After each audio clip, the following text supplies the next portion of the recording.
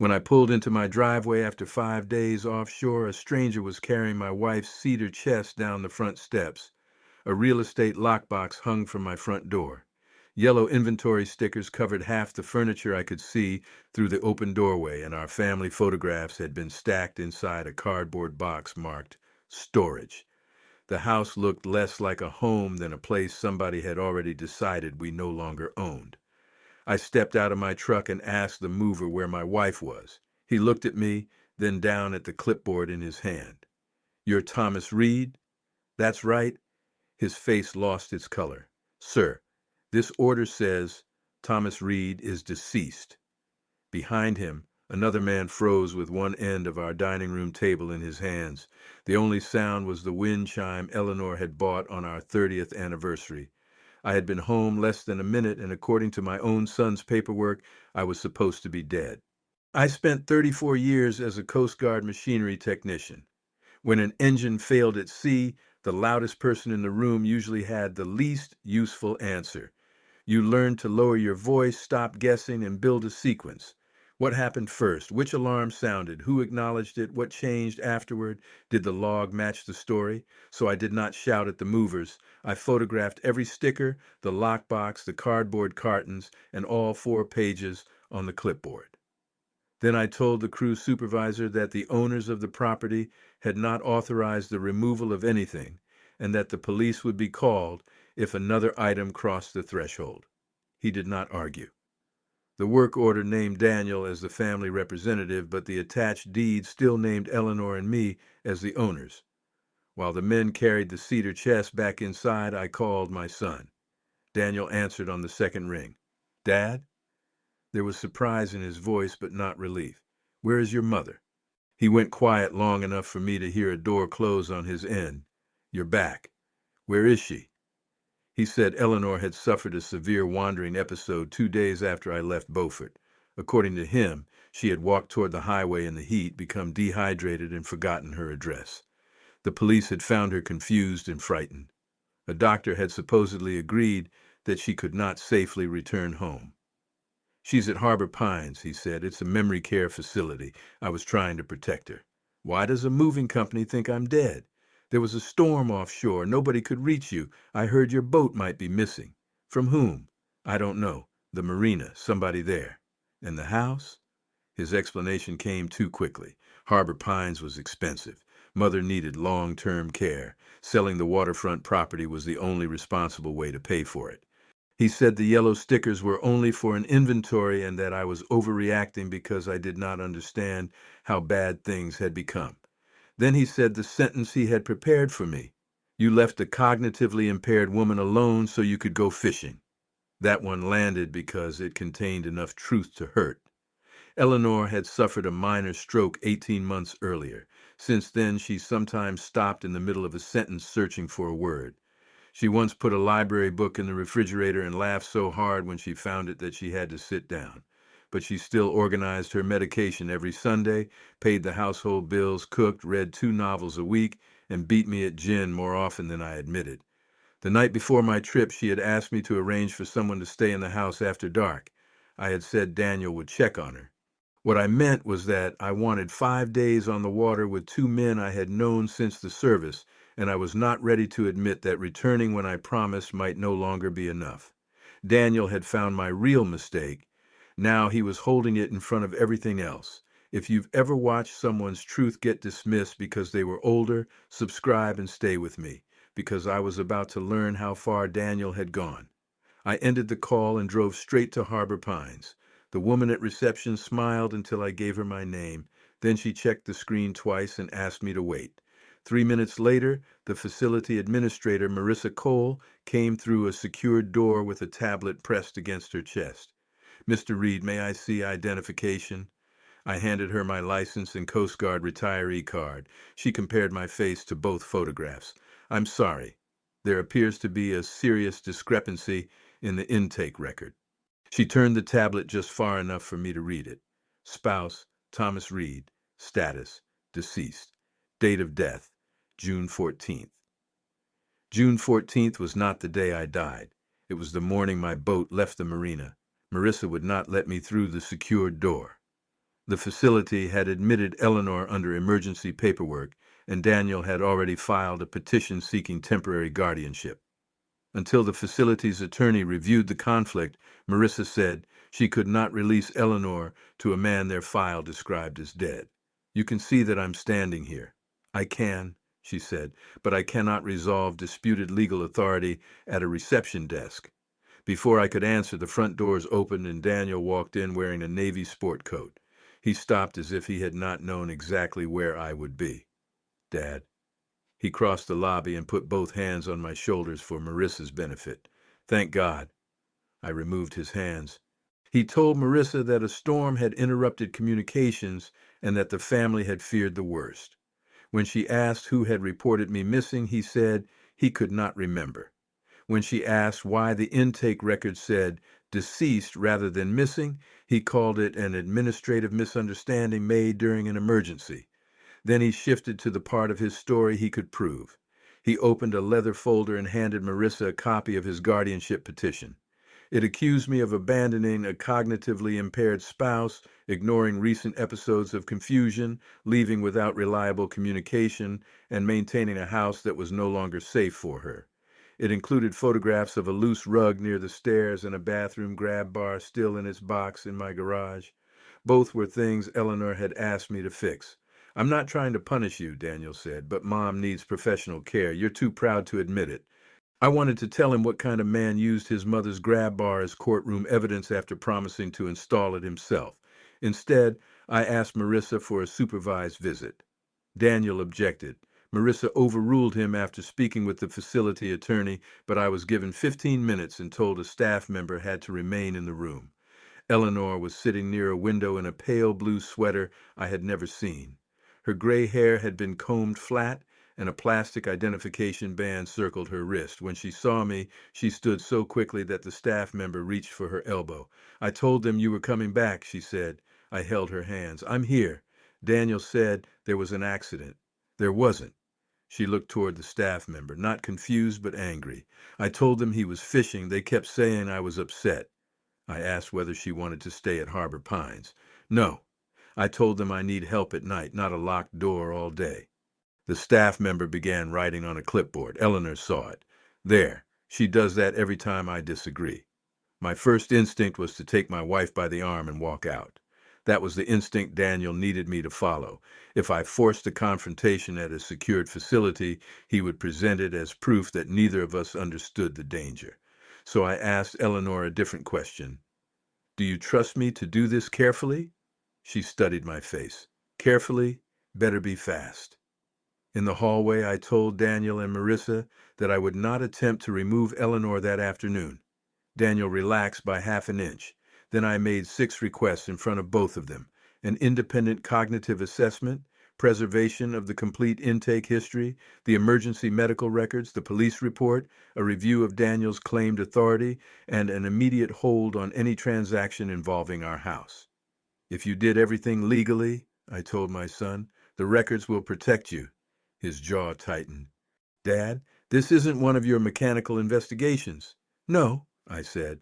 Machines don't teach their records what to say. I called Rachel Sloan from the parking lot. Rachel had handled our wills and the refinancing on the house. She listened without interrupting, then told me not to discuss details with Daniel again. Listing me as dead on a facility form did not legally make me dead. Moving Eleanor did not give Daniel title to our house. But the guardianship petition, the disputed medical claims, and the planned sale could create enough delay and confusion for somebody to do real damage. Rachel filed emergency notices with the title company, the county registry, Harbor Pines, and the court before sunset. She also sent formal preservation demands for the intake audit history, the facility notes, visitor logs, access records, and every document Daniel had submitted. I did not have privileged access to any private system, and I did not need it. A properly preserved record was stronger than anything I could have obtained by sneaking around. That night I slept in a house full of stickers. The movers had returned the furniture, but the family photographs remained in the storage box. On top was a picture of Daniel at 12 standing between Eleanor and me on the deck of my first fishing boat. His front teeth were too big for his face, and he was holding my Coast Guard emergency beacon as if it were treasure. The beacon now sat on a shelf in my workshop. Before every trip, I tested it, checked the registration, and told Eleanor exactly where I would be. I had prepared meticulously for an emergency at sea. I had prepared almost nothing for an emergency at home.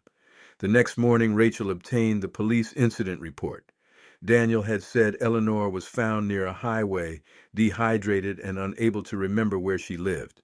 The report said she was found outside a marina cafe 6 blocks from our house at 7:18 in the evening.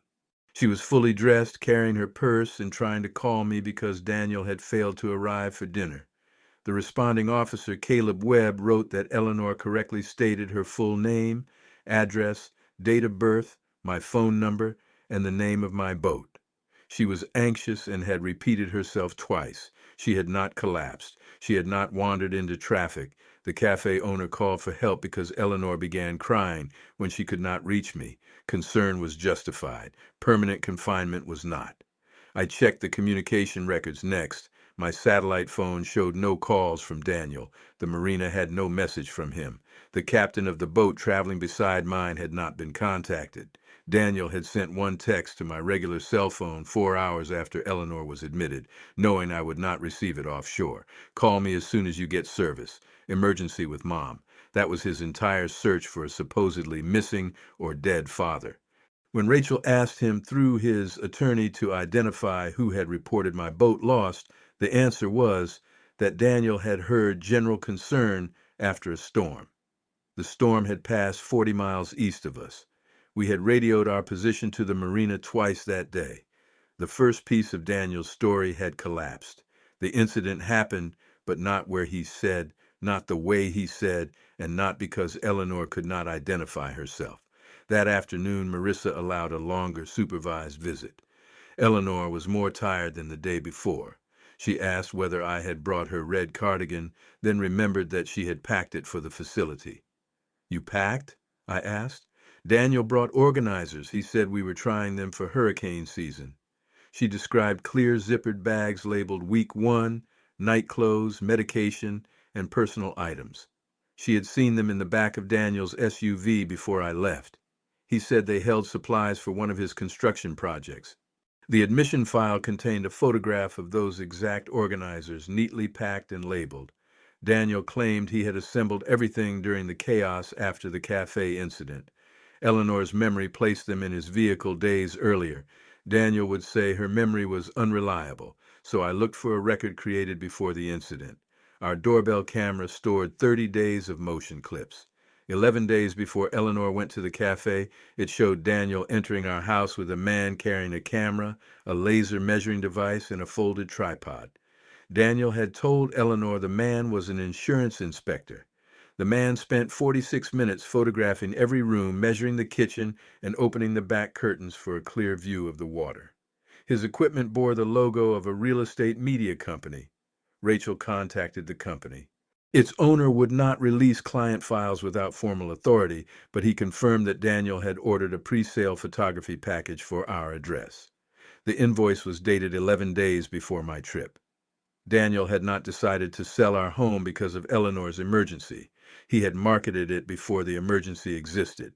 When I confronted him with nothing more than a request to explain the photographer, Daniel changed tactics. He came to the house alone just before dark and stood on the porch beneath the lockbox he had not yet removed. I asked for a valuation, he said. That's not a crime. You ordered listing photographs.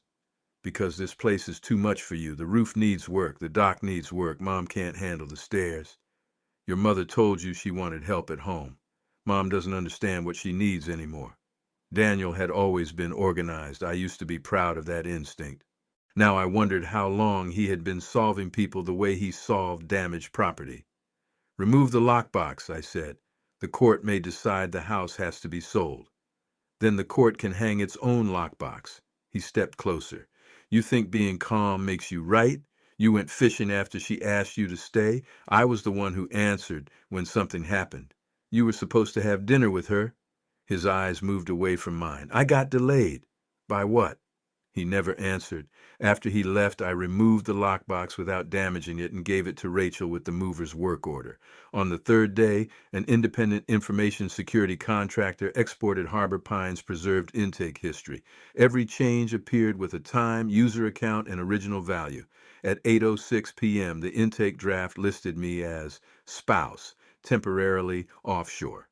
At 8:49, Daniel's authorized family portal changed that line to spouse, presumed deceased. At 9:12, the same account removed the word presumed. No physician, police officer, Coast Guard representative, or government agency had said I was dead. Daniel had made the change himself. His attorney claimed he had misunderstood a frantic call, but the admission log said staff warned Daniel that death required documentation. He replied that the distinction would upset his mother and asked the file to show that no spouse was available. It did more than remove me from a line on a screen. It changed how the staff interpreted Eleanor. The preserved nursing notes showed that she had asked to call me 17 times in 2 days. Daniel instructed Harbor Pines to restrict her phone access because contact attempts increased her agitation. Each time Eleanor said I was alive and fishing, the chart described a fixed false belief. Each time she asked to go home, the chart called it poor insight. One note was different. A nurse had written Eleanor's exact words: "Daniel needs the house empty before Friday. That's why I'm here." The statement had been categorized as paranoia. Rachel read it twice. Friday means something. It did. The buyer's attorney contacted her that afternoon. He had seen the emergency notice on the title and did not want his client accused of participating in a disputed transaction. He provided a draft purchase agreement for review. The first version had been created 3 weeks before my fishing trip. It required a rapid closing and vacant possession. It represented that both current owners would soon be permanently unable to occupy the property, and buried in an addendum was a $125,000 relocation management fee payable not to Eleanor or me, but to Daniel's construction company. The buyer was offering above market value because he wanted the waterfront parcel quickly. Daniel's company owed nearly $310,000 after 2 renovation projects had collapsed. His lender had given him 6 days to provide additional collateral or face collection action under his personal guarantee. Friday was his deadline. Daniel did not react to a family emergency. He built the family emergency around a deal that already existed. At my kitchen table, 3 independent records formed one sequence. The photographs and buyer's draft came first, then the labeled luggage, my departure, Daniel's missed dinner, Eleanor's trip to the cafe, and the change that turned me from offshore to dead. At sea, an accident chain is rarely one dramatic failure. It is a row of smaller choices that finally closes every escape route. Daniel had been closing ours for weeks. I still thought money explained everything. Daniel had exaggerated his mother's condition, lied about my disappearance, and rushed the house toward a buyer because his business was failing. That was betrayal enough. Then Rachel found the document that turned a scheme into something colder. Years earlier, after a hurricane, Eleanor and I had signed a 60-day power of attorney allowing Daniel to arrange storm repairs if we evacuated. The copy Daniel submitted to the buyer had our genuine signature page attached beneath a new first page. The new language granted him broad authority over real estate, banking, medical placement, and residential decisions. It had no storm limitation and no expiration date. The original notary's journal and retained scan showed the narrow purpose and expiration clause. Daniel's new page used a different typeface, date format, and page count. Daniel had not merely stretched authority we once gave him, he had moved our signatures under words we never saw. The notary agreed to authenticate her journal and original scan at the hearing, while the buyer's attorney would provide the version Daniel sent. That same day, Dr. Lena Ortiz completed an independent geriatric assessment of Eleanor.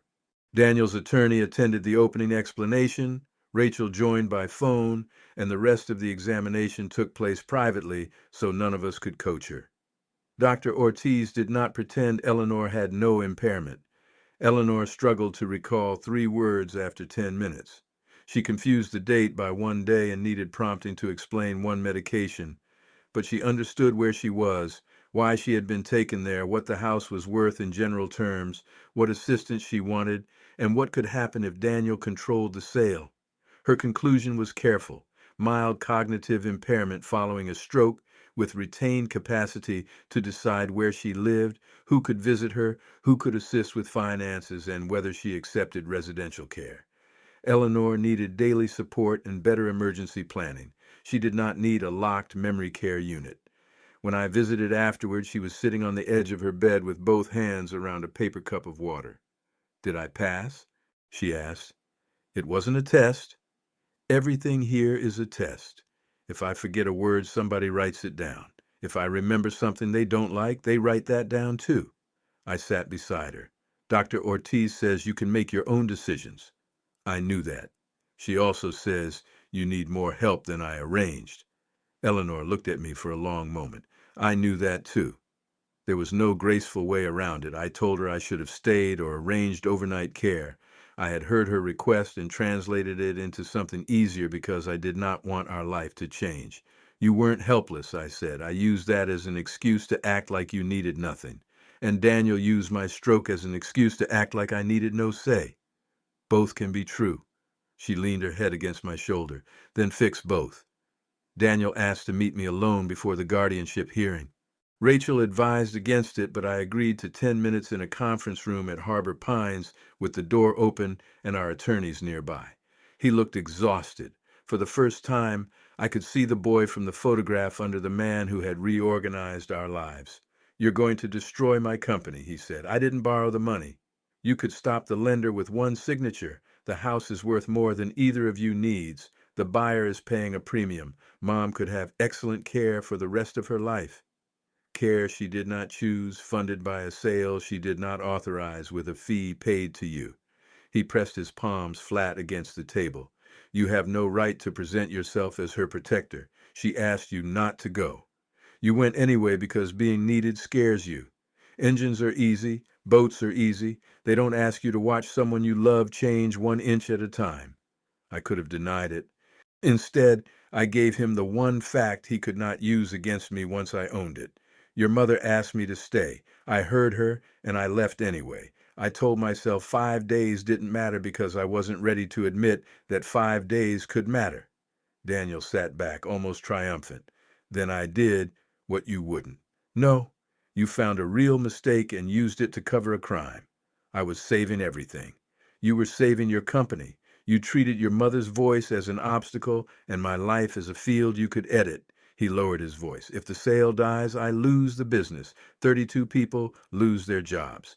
Then you tell 32 people the truth. You do not bury your mother inside a false diagnosis and call that payroll." Daniel walked out before the 10 minutes ended.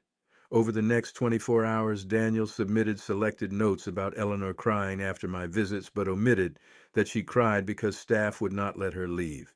A contractor arrived to estimate demolition and left after I showed him the title notice. Then our bank temporarily restricted several joint transactions after receiving the guardianship petition and the disputed power of attorney. For the first time in my adult life, I had to ask permission to access money Eleanor and I had earned together. Rachel arranged a neutral review and enough access for ordinary expenses, but Daniel had succeeded in making our own accounts look uncertain. The worst consequence was not financial. During my next visit, Eleanor touched my sleeve and asked, "You really were fishing, weren't you?" "Yes." "And you called from the marina before you left?" "I did." She closed her eyes. "I know that. I can see you standing beside the ice machine, but everybody kept telling me there was an accident, and now I don't know if I remember the call or invented it because I needed you alive." I took the emergency beacon from my jacket pocket. Its registration screen showed my vessel, departure date, emergency contacts, and last test. This was on the boat. The marina logged my departure. "Another captain saw me every day. Your memory is not the only record." She held the beacon with both hands. Daniel had done more than isolate her. He had made a woman with an imperfect memory afraid to trust every perfect one. The preliminary closing review was scheduled for the same morning as the emergency guardianship hearing. Daniel's lender deadline followed the next day. If the judge gave him temporary authority, even briefly, the buyer could argue that the transaction should proceed while ownership questions were sorted out. Rachel and I needed every document Daniel relied upon formally placed before the court, so I offered him what looked like surrender. Through our attorneys, I said I would no longer oppose temporary residential care while an independent home support plan was completed. I would not demand that Eleanor leave Harbor Pines that day. My only condition was that Daniel submit the complete package supporting his authority so the judge could approve the arrangement properly. Daniel accepted within an hour. He believed the hearing would center on my decision to go fishing and Eleanor's genuine need for additional support. He also believed that my willingness to leave her temporarily at Harbor Pines meant I had accepted his version of events. Instead, he authenticated the altered power of attorney, the intake form, the urgent care note, and the property documents by presenting them himself. The hearing room held a raised bench, two counsel tables, rows of wooden seats, and a clock that sounded much louder than it looked.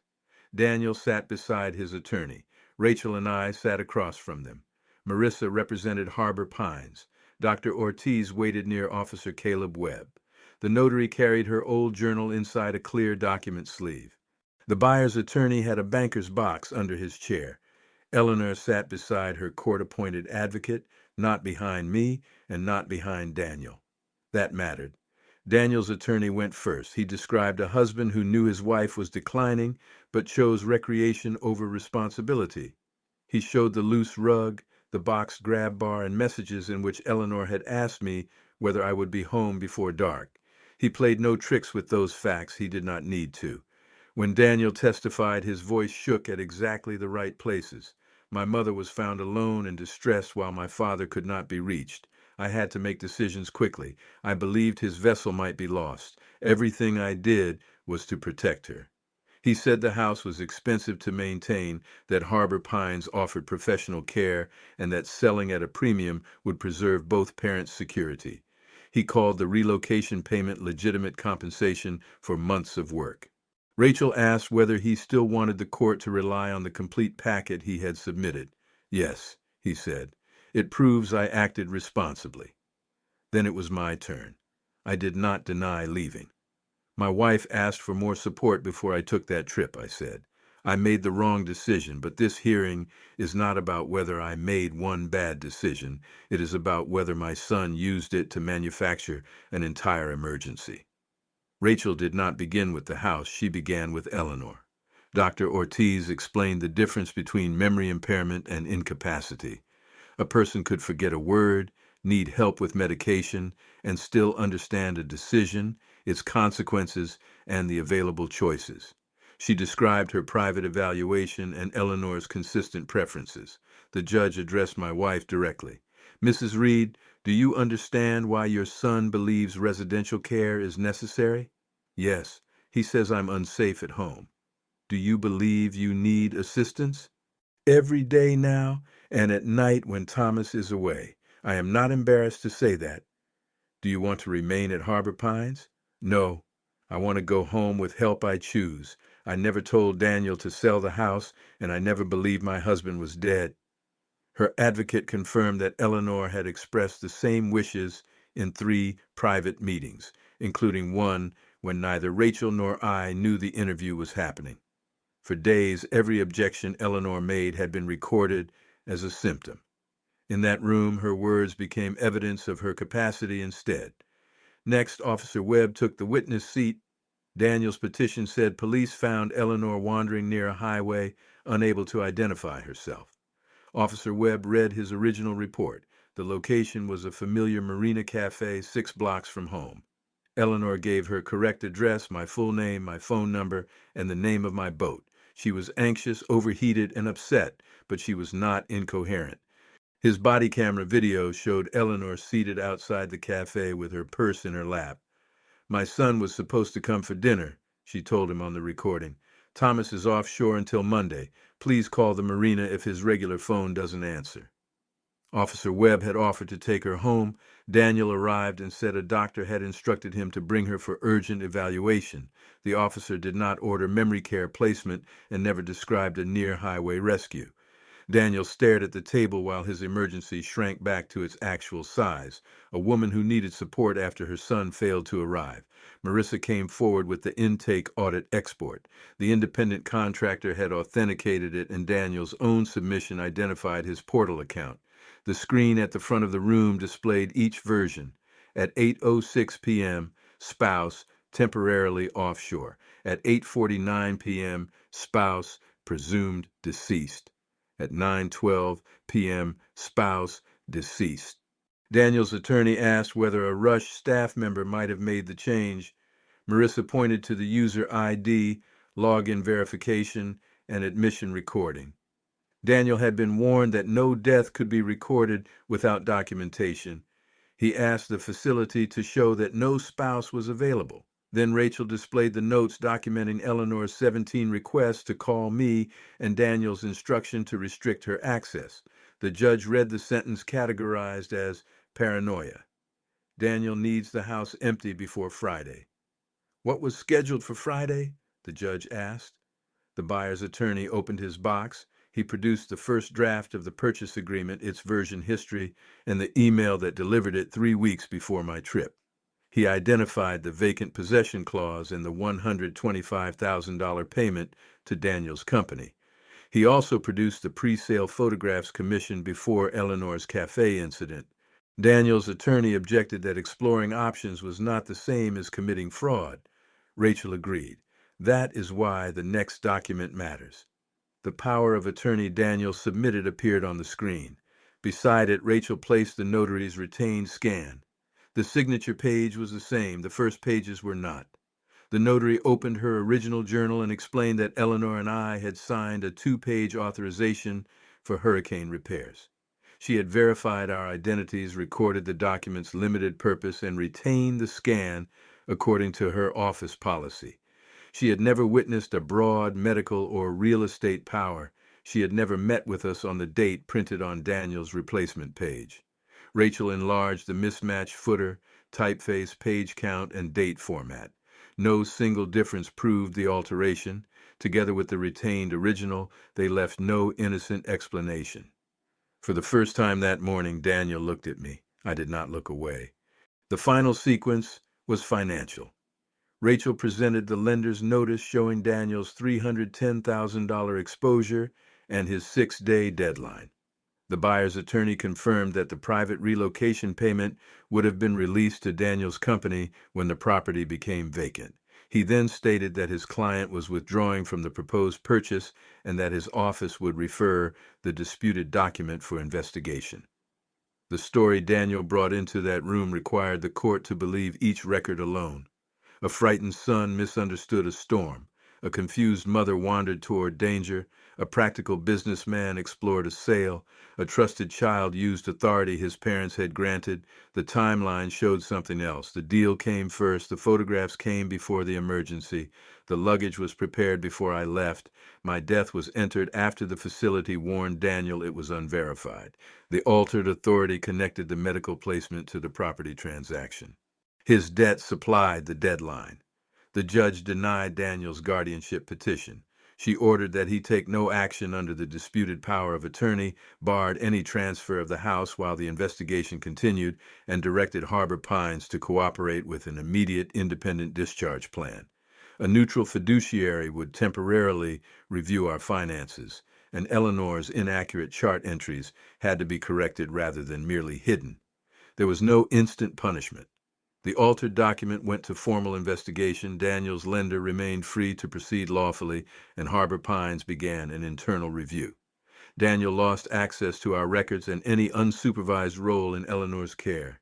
If you believe admitting your own failure never excuses someone else's betrayal, tell me in the comments which truth mattered most to you.